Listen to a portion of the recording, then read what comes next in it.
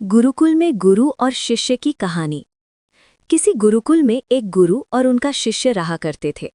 एक दिन की बात है, गुरु अपने शिष्य को कुछ शिक्षा दे रहे थे।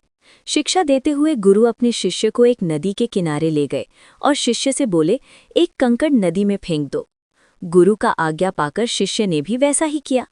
पास में ही पड़े हुए एक कंकड़ को हाथ में लेकर नदी के बीच में फेंक दिया। नदी में कंकड़ गिरते ही चारों ओर काफी तेजी से लहरें उठने लगी और देखते ही देखते कंकड़ नदी की गहराई में समा गया। गुरु ने अपने शिष्य से प्रश्न पूछा, कंकड़ कहाँ गया? शिष्य ने बोला, गुरुजी, कंकड़ नदी के अंदर समा गया और अदृश्य हो गया। गुरु अपने शिष्य से बोले, जिस प्रकार कंकड़ गिरने के बाद नदी में लहरें उठी और कंकड़ अदृश्य हो गया, ठीक उसी तरह बुराई हमें दिखाई नहीं देती है और हमारे अंदर प्रवेश कर जाती है। जब बुराई हमारे अंदर प्रवेश कर जाती है तो उसकी लहरें हमेशा हमारे दिल में उठती रहती हैं और बुरे विचार के रूप में धीरे धीरे हमारा सर्वनाश हो जाता है। कहानी की सीख: बुरे क्रम का परिणाम हमें दिखाई नहीं देता है, लेकिन उसका असर धीरे धीरे हमारी जिंदगी को और पूरे परिवार को नष्ट कर देता है।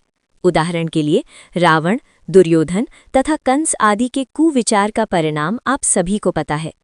दोस्तों, ये कहानी अगर आपको अच्छी लगी हो तो मेरे चैनल को लाइक करिए, सब्सक्राइब करिए और अपने दोस्तों को शेयर करिए।